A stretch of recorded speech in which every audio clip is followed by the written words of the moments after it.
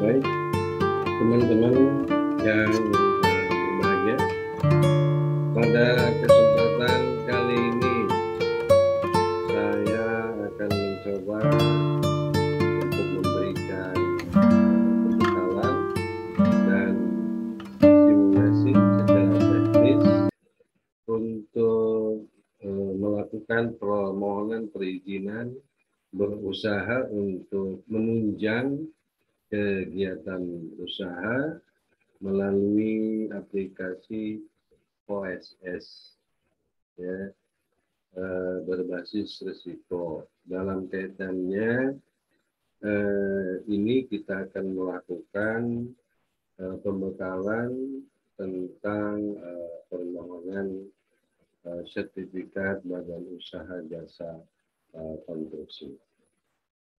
Baik, kita langsung saja kepada tema pembekalan kita pada kali ini. Selanjutnya kita buka halaman RSS.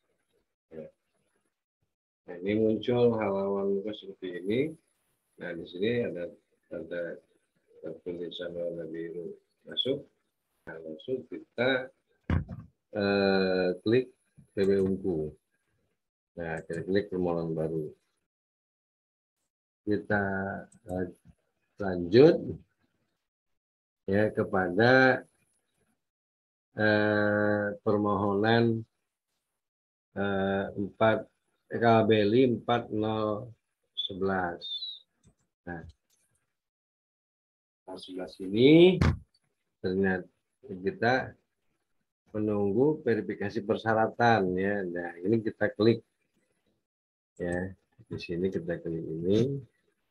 Kita klik di warna hijau tadi.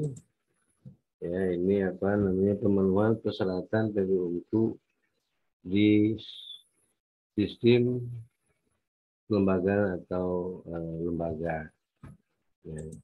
Kita diarahkan, nah, nanti kita setelah terdapat di sana, kita diarahkan ke permohonan, ya, permohonan sertifikat badan usaha. Nah, setelah kita diarahkan ke permohonan sertifikat badan usaha, nah, di sini permohonan registrasi. Nah, informasinya bisa kita klik di sini. Dan sebelah kiri informasi permohonan registrasi. Nah, di permohonan registrasi ini memuat jenis usaha badan usaha. Ini kita konstruksi. Ini wajib diisi. Nah, ini sudah dengan sendirinya. Kemudian sifatnya umum. Ya. Kemudian KBLI 4011 ini di KBLI 2020 itu BG 01 konstruksi gedung hunian. Ini sendiri sudah muncul. Nah, kemudian BG bangunan gedung. Nah, di LSBU, nah ini kita klik. Ya, warna merah ini wajib diisi. Nah, ini ada LSBU Gapeknas. Nah, Gapeknas infrastruktur, ada Gamana Krida Bakti atau Gapensi. Kemudian andalan sertifikat kontraktor nasional ASKONAS, terus sertifikat badan usaha gabungan perusahaan konstruksi nasional yang Gapeksindo, ada Speknas konstruksi mandiri, ada sertifikat sertifikasi kontraktor Indonesia. Tinggal pilih yang mana. Ya, ada Spekindo ini ada LSBU Konstruksi Indonesia ini yang dibentuk oleh Spekindo. Tinggal mana yang kita, misalnya yang kita mau pilih ASKONAS ya. Nah, ASKONAS misalnya. Kemudian klasifikasinya ini kecil ya. Kemudian asosiasinya cari Gapkin ya, asosiasinya cari Gapkin. Nah, kita cari Gapkin asosiasinya atau kita tulis ya Gap. Nah, muncul Gapkin. Ya, ini asosiasi Gapkin. Kemudian nama perusahaannya ini sudah dengan sendirinya muncul ya, nama Hamzah Prima Utama, nama emailnya, kemudian nomor kontaknya. Kalau ada perubahan yang lama mau diganti dengan yang baru diganti. Nah, kemudian jenis usaha badan usaha adalah konstruksi. Nah, sifat usaha badan usaha ini umum. Nah, KBLI-nya 41011. Ini bangunan gedung. Kemudian subklasifikasinya konstruksi gedung hunian. Ini ada dua ya. Ada dua. Oh, beda ya. Kita isi aja. Ikutin. Ya. Nah, ini konstruksinya tadi apa? Sonas. Kemudian ini Gapin ya. Gapin. LSBU-nya. Ini juga kok sampai ini ada beberapa kali ini ya, mungkin dari sistemnya yang masih error ya. Coba aja kita isi aja ya, kita isi aja dulu yang perlu kita isi. Nah, negatif asosiasinya. Nah, kok LSBU lagi ya, kita isi lagi aja ya, sesuai tadi. Ini karena kalau merah ini wajib diisi, kalau nggak diisi nah, ini nggak bisa lanjut. Nah, terus ya. Nah, ini. Nah, karena kita belum selesai, ini kita sudah isi semua. Nah, ini kita next ya, untuk ke halaman berikutnya. Nah, informasi badan usaha. Nah, informasi badan usaha, nama, kemudian bentuknya, kemudian jenisnya, ini jenis apa? Jenis badan usaha nasional, dan ini alamatnya sesuai dengan NIB ya. Kemudian kode pos, kota, kecamatan, kelurahan, nah dengan kode nomor kontak. Nah terus websitenya kalau ada ditulis, kalau nggak perlu NPWP badan usaha. Nah di sini surat pernyataan tanggung jawab mutlak ini kita download ya template-nya. Kalau kita sudah siap, kita cari ya, kita download ya. Kalau sudah disiapkan, nah misalnya di badan usaha mana gitu. Tapi kalau memang belum, ini kita download dulu ya. Kita download. Nah kita simpan di mana ya? Kita simpan di badan usaha ya misalnya. Kita simpan di download aja ya. Namanya surat pernyataan tanggung jawab mutlak. Nah ini suratnya nanti bisa kita cek. Nah, ini kita isi dulu. Kita isi terlebih dahulu atau sebelumnya kita siapkan ya, sebelumnya sudah kita siapkan. Nah, karena ini simulasi untuk nanti para sahabat memahami bagaimana melakukan permohonan untuk atau sertifikat badan usaha melalui yang ada di OSS. Nah ini seperti ini. Nah ini kita isi. Nah kita isi semua surat pernyataan tanggung jawab mutlak, ada kop suratnya, kemudian bermaterai. Ya bermaterai, kemudian diisi juga penanggung jawab. Ini daftar tenaga kerja konstruksinya, KBLI-nya apa, subklasasinya apa, kemudian penanggung jawab badan usaha ya itu direktur, nama, NIK, NPWP, kemudian daftar penanggung jawab teknik badan usaha PJKBU dan penanggung jawab subklasifikasi badan usaha atau PJSKBU yang pada waktu seminar sudah disampaikan oleh asesor. Ya, untuk yang kecil PJT-nya itu minimal level 6. Nah, untuk PJKBU-nya ini ya cukup di level 5. Nah, terus ini penanggung jawab badan usaha dan usaha ini pakai materai. Oke, seperti itu. Nah, kita lanjut. Nah, kita lanjut. Nah, sudah. Ya, lalu tadi kita di mana? Ini kita download ya. Kita ambil di mana? Kita sudah simpan di mana? Nah, nanti kita download ya. Terus kita isi bentuknya sudah ada PT, alamat, ini ya, alamat nama badan usaha, PT, jenis usaha, ujian nasional. Terus ini ke 3 lapis ya. Website nggak perlu diisi. Tadi sama nih ya, yang tadi juga ada 3 halaman ini.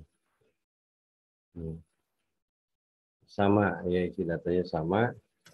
Nah, untuk NIP-nya, nah ini juga sesuai dengan nomor induk berusaha pada saat di laman KSS yang ini. Terus setelah ini kita sesuai, kita lanjut. Nah, ini informasi akta. Akta kita yang lama, ini sudah yang pendirian ya, ini sudah terisi. Nah, bila ada perubahan modal, sebagaimana apa yang ada di akte, nah itu kita isi. Nah, ini filenya ya, file SK Menhumkam-nya kita ambil ya, kita sudah siapin, nah kita upload ya. Ini wajib ya semuanya. Nah, modal ini boleh kita isi, boleh juga enggak ya. Modal setor, modal ini, modal dasar, modal setor, bagusnya kita isi. Kemudian maksud dan tujuan. Nah, KBLI nanti di sini maksud dan tujuannya adalah KBLI ya, kita maksudkan. Nah, kemudian kita isi next. Masih pemegang saham. Ini ada komisaris, PT, ya. Ada direktur, kolom-kolomnya diisi ya, sesuai yang terdapat di dalam akte. Nah, kemudian next, informasi pengurus masih perusahaan, nah, jabatannya apa? Nah, kalau jabatan komisaris cukup kita pilih komisaris. Kalau jabatannya di sini ini kita kosongin saja. Ya, kan bukan PJBU, penanggung jawab badan usaha. Apa di sini kosong? Ya. Atau kasih tanda strip boleh. Ya, ini tidak muncul ya. Kemudian nah, nama ini sebagai apa? Direktur, dia direktur. Nah, nanti apakah di PJBU ya? Terus kita next. Nah, ini informasi neraca. Nah, informasi neraca tahun berapa? Misalnya tahun sebelumnya 2020, 2021. Nah, pipa yang ada dalam kolom neraca ini semua diisi. Kemudian neraca di-upload ya. Nah, ini di-upload. Nah, kalau angkutan publik kalau nggak ada nggak perlu di-upload ya, tapi kalau ada harus di-upload. Nah, kita lanjut. Ini untuk UMK ya, usaha mikro kecil. Jadi tidak perlu ada audit dari angkutan publik ya, yang sifatnya nanti bisa diganti dengan surat pernyataan. Nah, kita lanjut. Nah, kalau ini informasi penjualan tahunan. Nah, informasi registrasi pengalaman simpan. Nah, bagi yang sudah ada pengalaman yang ada di dalam simpan ini bisa diklik di sini, nanti dia ya, ketika kita muncul di sini sudah nama registrasi pengalamannya, karena terdaftar nanti ya. Terus nama paket dia akan muncul. Nanti nama paket di sini ada nama paket, diisi juga kemudian nomor kontraknya. Nah, nomor kontrak, nomor tanggal kontrak dan seterusnya. Nah, ada nomor berita acara, ada tanggal berita acara serah terima, ada sumber dananya apa. Nah, ini lokasi pekerjaan di mana. Nah, nama pemberi tugas ya yang terdapat di dalam kontrak.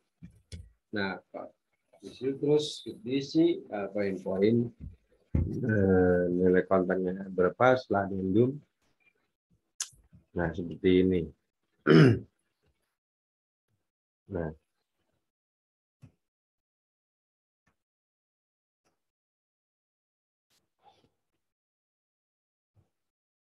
ini bisa diambil di data simpan.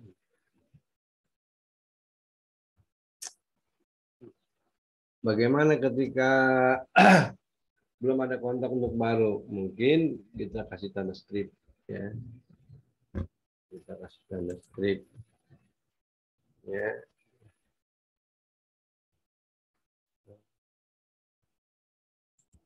Ini juga kita kasih tanda strip. Ya, oke, dedek deh, gitu kan misalnya. Nah, lokasinya misalnya, ya di Tangerang misalnya, kalau itu di Tangerang. Ya. Atau ditinggal aja dulu, ya, kita lewat. Untuk yang baru, tapi untuk yang lama yang ada pengalaman dia wajib diisi. Nah, kemudian tahapannya adalah kepemilikan peralatan. Nah, apakah memiliki peralatan yang terdapat di SIM PK? Nah, di sini ada dua, ada ya dan tidak, bisa tidak. Nah, berarti surat pernyataan pemenuhan peralatan ini kita sudah siapkan. Nah, ini permohonan harus menyampaikan daftar peralatan ke SIM PK dalam waktu 30 hari sejak SBU diterbitkan. Kita buat surat pernyataan seperti itu. Nah, setelah tahapan peralatan, kita masih diarahkan kepada informasi peralatan. Nah, ini kalau sudah ada disimpan, di SIM PK itu, nah ini kita klik di sini. Nah, kalau sudah data diisi di sini nanti akan muncul. Nah, apa namanya gitu kan? Subvarian peralatan misalnya apa ya. Ini ada ya. Misalnya kita kecil cuma butuhnya adalah misalnya keren ya kalau kita pengajuan misalnya drainase ya untuk memindahkan gorong-gorong atau gitu. Nanti mereknya di apa, tipenya apa. Nah, kapasitas sesuai spesifikasi di situ apa, berapa, total pembelian disebutin, ditulis, kemudian kapasitas sesuai hasil pengujian, kata pemeriksaan. Nah, ini kemudian juga unit atau satuan kapasitas sesuai dengan satuan pada dokumen hasil pengujian ini kita catat kebutuhan sini. Tahun pembuatan provinsi, kabupaten, kota, dan bukti kepemilikan apa? Nah, bukti pemilikan misalnya faktur penjualan gitu kan. Nanti dia minta bukti kepemilikan ini di-upload ya. Kemudian juga hasil pemeriksaan pengujian yang nanti di-upload. Nah, seperti ini ya. Kemudian di-upload semua, lihat foto tampak samping dari peralatan-peralatan juga foto plat nama semua ini di ini ya, dipoto, di-upload. Nah, tanda-tanda yang berbintang ini wajib diisi. Adapun yang tidak, ketika memang ada harus kita isi. sesuai dengan data yang ada. Tapi ketika tidak ada barangnya, ya cukup kita lewat. Nah, kemudian next. Nah, ini informasi penanggung jawab badan usaha. Nah, nomor KTP-nya kita isi, ini nomor nama sesuai dengan KTP, NPWP, foto, ya. Ini penanggung jawab badan usaha itu biasanya direktur, ya. Nah, kita lanjut, next. Nah, informasi penanggung jawab teknik, ini tenaga kerja nanti yang ada di SKT. Nah, kita nick-nya kita catat di sini, kemudian nama sesuai KTP, NPWP pemiliknya, jenjangnya level berapa dia, misalnya level 5 gitu kan. Nah, subklasifikasi dia karena itu apa? Tadi bangunan misalnya kita ambil arsitektur aja ya, atau sipil boleh lah. Nah, kemudian apa dia gedung. Nah, misalnya berapa nomor ininya, nomor registrasinya. Nah, dia termasuk ahli, teknisi, analis, atau analis, ya. Atau operator, ya, teknisi analis. Nah, ini SKK-nya terbit tanggal berapa. Kemudian nomor registrasi ACPE atau AA. Nah, itu ada. Nah, ini nggak perlu ya. Juga klasifikasi di ini nggak perlu ya, nggak perlu diisi. Nah, nomor NIK, nah ini sama lagi. Terus sampai sama dengan yang di atas, ya 3 kali. Nah, setelah ini semua kita isi, nah ini kita klik next. Ini penanggung jawab subklasifikasi. Tadi ada penanggung jawab badan usaha, ada penanggung jawab teknis, ada penanggung jawab subklasifikasi. Ya, kita isi di formulir ini. Ya, biarkan formulir. Nah, kita isi. Nah, nick-nya, nama sesuai KTP, NPWP, jenjang di SKK-nya, ya. Kemudian subklasifikasi SKK, kemudian klasifikasi SKK, nomor registernya, nanti di sini kita isi, levelnya misalnya 5. Nah, terus kita isi ya dengan data yang ada atau data yang sudah kita siapkan. Ya, terus setelah ini semua terisi, formulirnya kita next. Nah, kita diarahkan. Nah, informasi SMAP.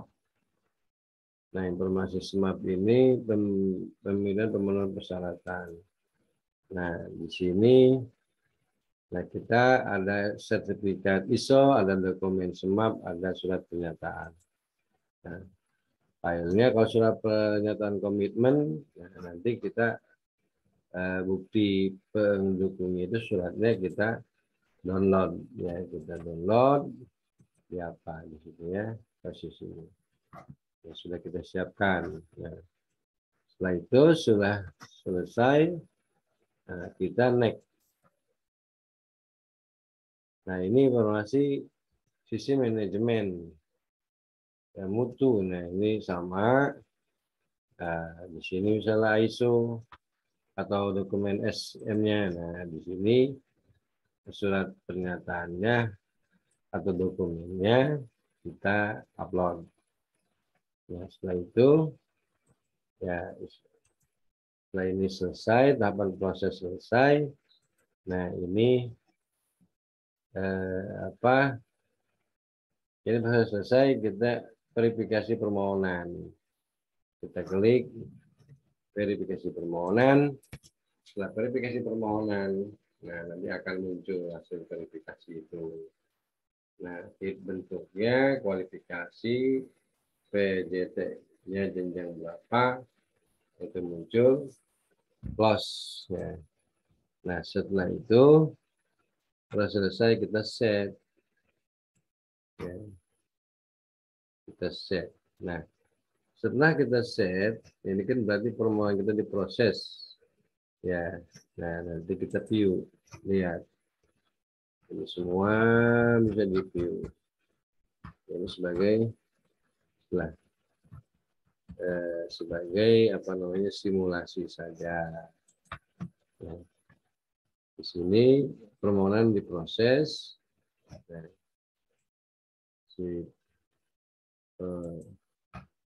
selesai tahapan-tahapannya. Kita permohonan masih 0 ya.